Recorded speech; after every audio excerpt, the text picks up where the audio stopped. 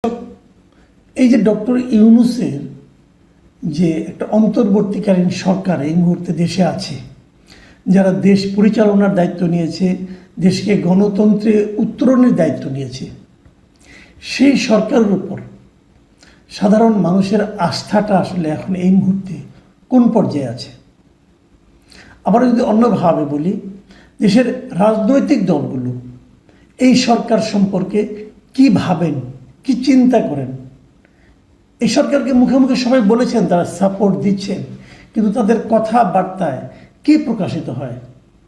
অথবা যদি আমি অন্যভাবে বলি, সেটা হলো যে এই দেশের যারা মোটামুটি বুদ্ধিজীবী শ্রেণী আছেন, গবেষক আছেন, আইনজীবী আছেন, অর্থনীতিবিদ আছেন, তারাই বা এই সরকারটাকে কিভাবে দেখে? এটা নিয়ে বিস্তর আলোচনা করা যেতে পারে, কিন্তু আমি আজকে এটা নিয়ে আলোচনা করছি এই কারণে যে গতকালকে বুধবার দুটো ঘটনা আমি আপনাদের উল্লেখ করব। এর আগের দিন আমি বলেছিলাম যে এদেশের সাধারণ মানুষ পর্যন্ত, বিশেষ করে যে সেই উত্তরার যারা যে সমস্ত শিশু কিশোররা মারা গেছেন অথবা আহত হয়েছেন, তাদের অভিভাবকরা, তাদের সহপাঠীরা, তারা কিন্তু সরকারকে আর আস্থায় নিতে পারছে না। সরকার যে এমনকি সরকার যে আহত নিহতের তালিকা দিচ্ছে, তারা সঠিক তালিকা দেবে এটাও তারা বিশ্বাস করছে না। এবং যখন এই কথাগুলি বলার জন্য সেখানে উপদেষ্টারা যান, তারা ক্ষুব্ধ হয়ে সেই উপদেষ্টাদেরকে 7 ঘন্টা আটকে রাখেন। এই হলো সরকারের অবস্থা ওই স্টুডেন্টদের কাছে, ওই স্টুডেন্টদের অভিভাবকদের কাছে। আসুন আমরা দেখি বুধবার দিন কি ঘটল। বুধবার দিন দৈনিক প্রথম আলো পত্রিকা একটা গোল টেবিল বৈঠকের আয়োজন করেছিল। সেই গোল টেবিল বৈঠকের শিরোনাম ছিল জুলাই গণ অভ্যুত্থান, 1 বছরের অভিজ্ঞতা ও ভবিষ্যৎ। মানে গত 1 বছর জুলাই অভ্যুত্থানের পর, গণ অভ্যুত্থানের পর গত 1 বছর আসলে কি হয়েছে, 1 বছর আমরা কি দেখেছি, এবং সেই দেখার উপর ভিত্তি করে আমরা কোন ভবিষ্যৎ পাবো বলে ধারণা করছি। এই ছিল মূল থিম। এখানে অনেকে অংশ নিয়েছেন, অনেক বিখ্যাত লোকজন অংশ নিয়েছেন, অনেক স্বনামধন্য লোক যাদের আপনারা সবাই নামে চিনেন। আমি সবার মতামত পড়তে পারবো না, আমি কেবল এটা নিয়ে প্রথম আলো প্রত্যেকের বক্তব্য ধরে ধরে আলাদা আলাদা করে নিউজ করেছি। আমি সেখান থেকে কয়েকজনের বক্তব্যটা আপনাদের উল্লেখ করতে চাই। যেমন ধরেন, প্রখ্যাত অর্থনীতিবিদ, জাহাঙ্গীরনগর বিশ্ববিদ্যালয়ের সাবেক অধ্যাপক আনু মোহাম্মদ, উনি কি বলেছেন? উনি বলেছেন বৈষম্যহীন বাংলাদেশ গড়ার উল্টো যাত্রা করেছে সরকার। নিশ্চয়ই এটা সরকারের জন্য প্রশংসামূলক বাক্য নয়। দেখুন, অর্থনীতিবিদ সিপিডির দেবপ্রিয় ভট্টাচার্য উনি কতগুলি কথা বলেছেন। যেমন উনি একটা কথা বলেছেন যে অন্তর্বর্তী সরকারের ভেতরেও আরেকটা সরকার আছে, এবং উনি উদাহরণ দিয়ে বলেছেন। উনি আরেকটা কথা বলেছেন, সেটা হলো যে এটা একটা অন্তর্বর্তীকালীন সরকার, এটা যেন অন্তহীনকালীন সরকারে পরিণত না হয়। উনি এই আশঙ্কাটাও করেছেন। কিন্তু উন্নয়ন অর্থনীতি বিষয়ক গবেষক মাহা মির্জা, তার বক্তব্যটা আমার কাছে ইন্টারেস্টিং মনে হয়েছে। তিনি বলছেন যে অবস্থাটা এমন যে সরকারের সঙ্গে দ্বিমত করলে, এনসিপি নিয়ে কিছু বললে অভ্যুত্থানের পক্ষে যারা ছিল তাদের আক্রমণ করা হচ্ছে। এবং উনি আরেকটা কথা বলেছেন, আওয়ামী লীগ সময়ে মুক্তিযুদ্ধকে উদযাপন করতে করতে সেটাকে ইন্ডাস্ট্রি বানানো হয়েছিল। জুলাইকে উদযাপন করতে করতে যেন জুলাইকে আমরা ইন্ডাস্ট্রি না বানিয়ে ফেলি। মানে উনি জুলাইকে উদযাপনের যে সমস্ত প্রকল্প হাতে নেওয়া হয়েছে, এটা দেখে উনি একটা আশঙ্কা করেছেন মাত্র। ইন্ডাস্ট্রি জুলাইকে বানিয়ে ফেলা হয়েছে এটা বলছি না, কিন্তু উনি আশঙ্কাটা কিন্তু একেবারে আপনি উড়িয়ে দিতে পারবেন না। আইনজীবী, সুপ্রিম কোর্টের সিনিয়র আইনজীবী সারা হোসেন, তিনি কি বলেছেন? তিনি বলেছেন যে বিচার বিভাগের মধ্যেও এখন কিন্তু এক ধরনের ভয় বিরাজ করছে। সব বিচারপতিদের চিন্তা থাকে একটা, যে আমি কি করলে কে আমার বিরুদ্ধে বলবে, এই চিন্তাটা থাকে যে আমি একটা রায় দেবো, কিছু একটা বলবো, এটা বললে পরে আমার বিরুদ্ধে আবার কে স্লোগান দেয়, কে কি বলে, এবং সেই বলাটা আমার জন্য বিপদ ডেকে আনতে পারে। এই ধরনের ভাবনা তাদের মধ্যে আছে। তো তার বক্তব্য হলো যে এরকম ভয়ের পরিবেশ যদি থাকে, তাহলে কে ঠিকঠাক মতো রায় দিতে পারবে? তার মানে বিচার বিভাগ থেকে ভয়ের যে বিষয়টা, সেটা এই সরকার গত 1 বছরেও দূর করতে পারেনি। অথচ এটা তো আমাদের প্রত্যাশা ছিল। এবং এখন যে আইনমন্ত্রী আছে, আইন উপদেষ্টা আছেন, উনি তো এটা নিয়ে অনেক সোচ্চার ছিলেন নিজেই, তো উনি যখন আইন উপদেষ্টা হলেন তখনও কেন বিচার বিভাগ থেকে সেই ভয়টা দূর হলো না? উনি নিম্ন আদালতে জামিন দেওয়া নিয়ে অনেক কথাবার্তা বলেছেন এবং উনি একটা প্রশ্ন করেছেন যে হাইকোর্টের যে সমস্ত বিচারককে সরিয়ে দেওয়া হয়েছে এটা কেন দেওয়া হয়েছে, এই কারণগুলো আমরা এখনও জানি না এবং এগুলো নিয়ে কেউ কথাও বলে না, কোনো পত্রিকাগুলো এই নিয়ে কিছু লেখালেখি করে না। হ্যাঁ, আরেকজন খুব গবেষক টাইপের মানুষ উনি আলতাফ পারভেজ, উনি খুব ইন্টারেস্টিং একটা মন্তব্য করেছেন। উনি বলেছেন এই প্রথম ফেসবুকের দিকে তাকিয়ে সরকার পরিচালনার সংস্কৃতি দেখলাম।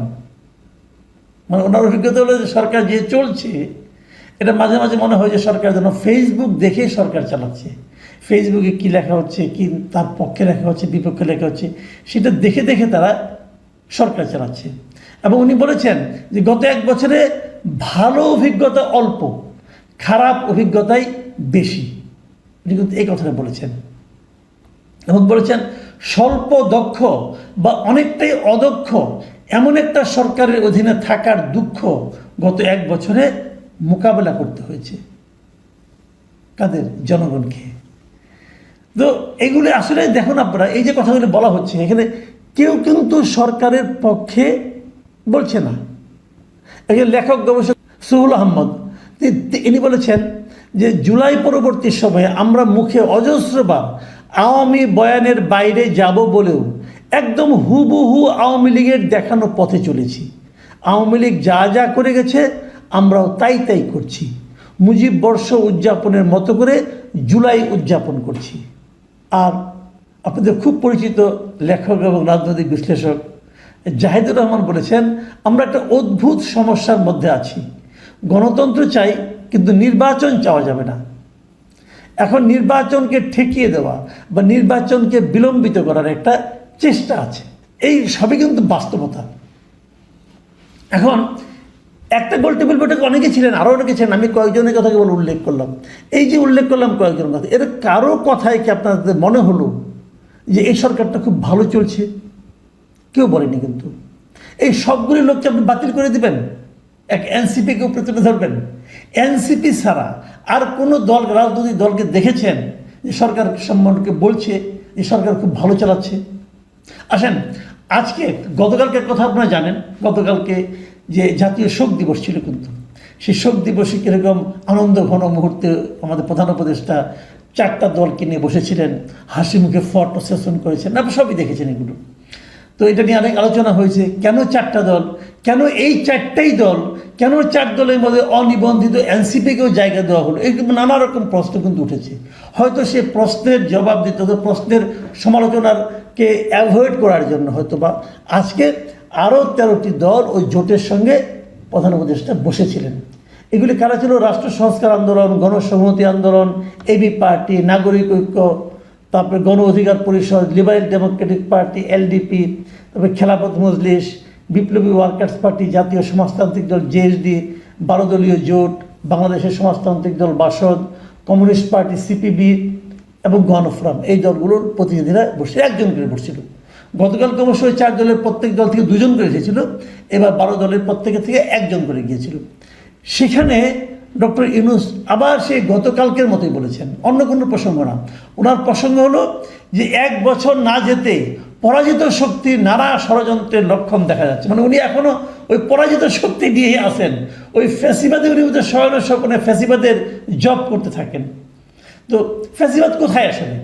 ফ্যাসিবাদের যে দলটা, সেই দলের রাজনৈতিক কর্মকাণ্ড বন্ধ, সেই দলের ছাত্র সংগঠন নিষিদ্ধ, তারপরেও ওটা ওনার মাথা থেকে যাচ্ছে না। উনি ঘুরে ফিরে এখন ওই একটি আলোচনা করেন। আমরা এটা আগেও দেখেছি, আওয়ামী লীগ আমলে দেখেছি, কিছু হলেই মুক্তিযুদ্ধ বিরোধী শক্তি আবার মাথা চারা দিয়ে উঠছে, অমুক করছে তমুক করছে, এই একটা বয়ান ছিল। সেই একই বয়ান আমি অন্তর্বর্তীকালীন সরকারের প্রধানের মধ্যেও দেখতে পাচ্ছি। কিন্তু উনি যেটা বলেছেন তার সঙ্গে ওনার সঙ্গে যারা মিটিং করেছেন তাদের কারো বক্তব্য কি ওনার কথা প্রতিফলন পাওয়া গেল? আমি পাইনি। যেমন ওখান থেকে বেরিয়ে এসে এবি পার্টির মুজিবুর রহমান মঞ্জু উনি কী বলেছেন?